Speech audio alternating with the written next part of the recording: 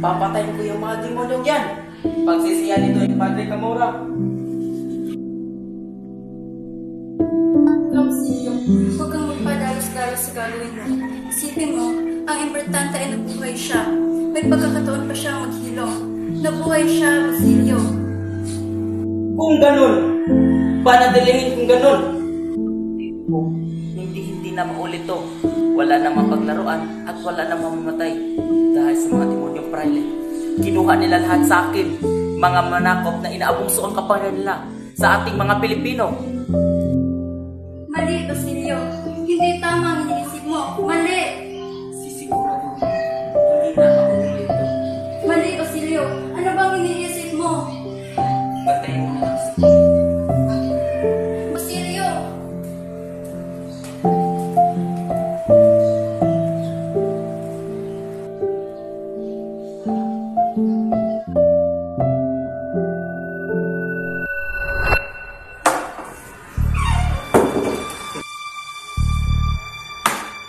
Silio, anak mo ko. Akala ko, sapat na ang pagmamahalan niya. Si Huli, pinagsamantalahan pa. Buo ng aking pasya, Senyor. Tama ka. Panahon na nga para magganti ng masama sa masama, ng dahas sa dahas. Tutulungan ko kayo.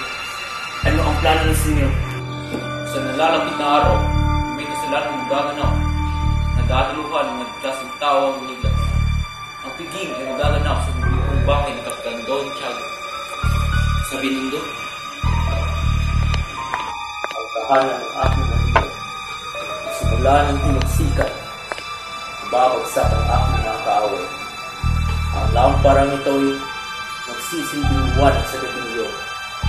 Walang alam-alam ang lahat na ang lamparang ito'y nagtataglay ng libro. Luha, walang katanungan at pagdurusa. Sa bilyo, wala kang malay ng mga tirano. Ang lahat ng sasama at ang matipi sa bayan na ito. Lahat sila ay sama-samang mamamatay.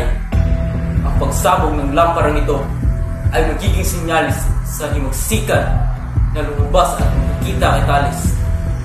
Ang simula na ang himagsikan ay mapipilitan na rin ang buong bayan ng paglaban.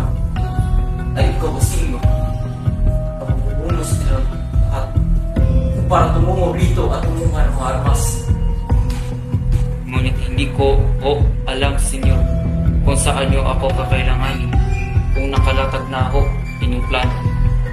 Patayin natin ang mga kaaway at ang sino mang tatanggi sa magsikan at tututol lang mga humawak ng mga armas, lahat ay papaslangin. Ang lahat ng walang taglay na pagiging matapang na hindi karapat-dapat na isilang dito sa bagong lahi. Isang bagong lahi na hindi pagsisimula ng mga duwag.